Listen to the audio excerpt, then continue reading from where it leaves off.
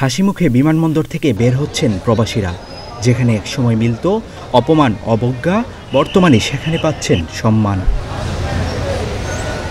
আওয়ামী লীগ সরকারের পতনের পর নতুন করে স্বপ্ন দেখছে বাংলাদেশ। রেমিটেন্স যোদ্ধা প্রবাসীদের অর্থে গড়বে নতুন এই দেশ। তাই তো নির্দেশ দেওয়া হয়েছে বিমানবন্দরে যেন প্রবাসীদের সঙ্গে করা হয় ভালো আচরণ। একসময় বিমানবন্দরে পদে পদে হয়রানির শিকার হতো প্রবাসীরা, কিন্তু বর্তমানে পাল্টে গেছে সেই পরিবেশ।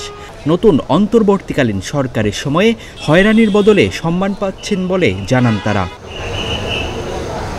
শাহজালাল আন্তর্জাতিক বিমানবন্দর ঘুরে দেখা গেছে ঢাকাতে কোনো ফ্লাইট নামার পর কোনো ভোগান্তি ছাড়াই বের হয়ে আসছেন প্রবাসীরা। তারা বলেন, আগে ব্যাগ লাগেজের জন্য কয়েক ঘন্টা বসে থাকতে হতো, এখন আমরা আসার আগেই ব্যাগ চলে আসে। না, সমস্যা হয় না, ইনশাল্লাহ কোনো ঝামেলা নাই, একদম সবাই ক্লিয়ারলি বাড়িতে পারছে। মানে প্রবাসীরা খুব সম্মান পাচ্ছে একদম, ইনশাল্লাহ অনেক ভালো সার্ভিস। তা আমরা তাড়াতাড়ি লাগেজও পাইলাম, সব কিছু, কোনো ভেজাল নাই এখানে। ডক্টর ইউনূস স্যারকে অনেক ধন্যবাদ এই পদক্ষেপ নেওয়ার জন্য। আর যারা কর্মীরা আছে অনেক ভালো করতেছে, তাদের সবাইকে অনেক সম্মানের সাথে কথা বলতেছি। ভালো সবাই। আমি আসছি সৌদি আরব জেদ্দা থেকে। মোহাম্মদ রাজি মোল্লা। না, তেমন এখন কোনো ঝামেলা হচ্ছে না, এখন আগের চাইতে অনেক দ্রুত পাওয়া যায়, এখন মোটামুটি ভালো। প্রবাসীরা বলছেন, আগে একসাথে কয়েকটি ব্যাগ থাকলে পেতে কষ্ট হতো, একটা এক জায়গায় থাকলে অন্যটা পাওয়া যেত ভিন্ন জায়গায়, আবার কখনো চুরি কিংবা কেটে ফেলা হতো।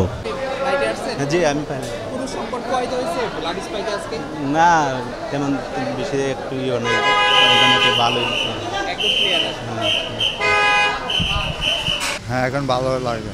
আগে আপনার লাগেজ ওই বাংলাদেশ থেকে বিমানবন্দরে মাল যখন রুট করতো না, তখন ইজে ফালাই দিত, লাগেজ ভাঙে দিত।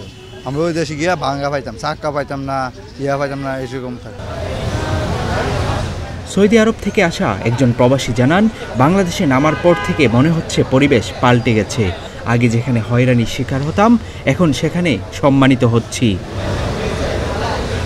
সম্প্রতি বাংলাদেশি প্রবাসী কর্মীদের বিমানবন্দরে যে কোনো হয়রানিমূলক কার্যক্রম বন্ধের নির্দেশনা দিয়েছে জাতীয় রাজস্ব বোর্ড। দেশের সব বিমানবন্দরের কাস্টমস শাখায় এ নির্দেশনা পাঠানো হয়েছে। প্রবাসীরা বলছেন, বিদেশের মাটিতে জীবনের ঝুঁকি নিয়ে কাজ করলেও দেশে এসে তেমন সম্মান পেতেন না তারা, বরং অপমান আর অবহেলাই সঙ্গী হতো তাদের। তবে বর্তমানে কোনো ঝামেলা ছাড়াই বিমানবন্দর থেকে সম্মান নিয়ে বের হতে পারছেন বলে জানান এই রেমিটেন্স যোদ্ধারা। আবু বকর রায়হান, প্রতিদিনের বাংলাদেশ।